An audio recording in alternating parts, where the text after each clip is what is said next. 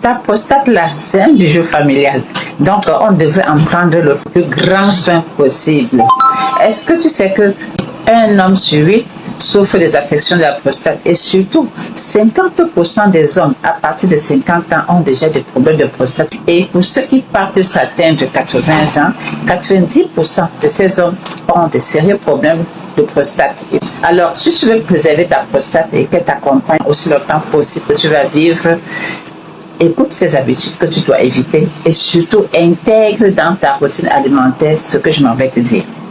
Avant que je ne te donne les recettes qui vont te permettre d'entretenir la prostate ou la prostate de ton homme, il faut éviter de garder les urines. Non, c'est sale ici. Oh, je ne vais pas pisser ici et là. Parce que parfois, quand tu gardes des urines et que peut-être tu as des infections urinaires qui ne présentent pas des symptômes asymptomatiques, ça va infester la prostate et tu vas faire des prostatites. Deuxièmement, tu manges trop de viande rouge. Les viandes rouges sont riches en fer. Or, le fer empêche le corps d'absorber le zinc qui est le principal élément de la prostate. Et vous voyez donc que non seulement ça empêche le corps d'absorber le zinc, qui est un élément important pour la prostate, mais en même temps, le fer est pro-oxydant. Les hommes, vous n'avez pas besoin de beaucoup de fer parce que vous ne voyez pas les règles chaque mois, donc ne perdez pas de sang. Réduisez vos consommations de viande, c'est ça qui vous fait avoir des problèmes de prostate et de vous faire porter les couches à la longue, d'avoir des incontinences urinaires, ainsi de suite, d'avoir des douleurs au niveau de la ceinture rénale. Réduisez les consommations d'alcool, surtout le vin. C'est vrai, dans le vin rouge, on a un antioxydant qu'on appelle le resveratrol, qui est intéressant pour protéger le cœur des attaques de l'oxygène.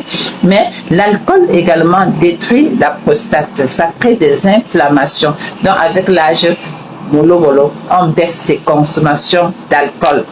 Alors, pour entretenir ta prostate ou la prostate de nos messieurs, nous devons leur donner la tomate. Mais pas la tomate qu'on prend en croque dans les crudités là-haut. Ce n'est pas de ça qu'il s'agit.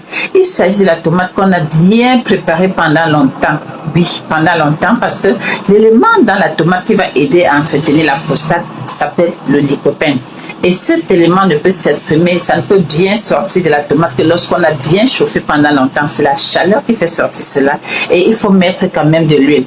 L'huile, la bonne graisse, pas les graisses saturées. Il faut donc mettre de l'huile pour que l'huile soit le conducteur de cette substance-là jusqu'au cellules de la prostate. Donc, donnons à nos maris, à nos épouses, de la sauce tomate bien cuite et dans laquelle on ajoute un peu d'huile parce que l'huile sera le support du lycopène. C'est un des puissants antioxydants pour renouveler les cellules, que ce soit sur la peau, la prostate, dans l'organisme entier. La deuxième chose, c'est les graines de citrouille, c'est les pistaches pour certains, c'est les graines de courge pour d'autres, qui sont riches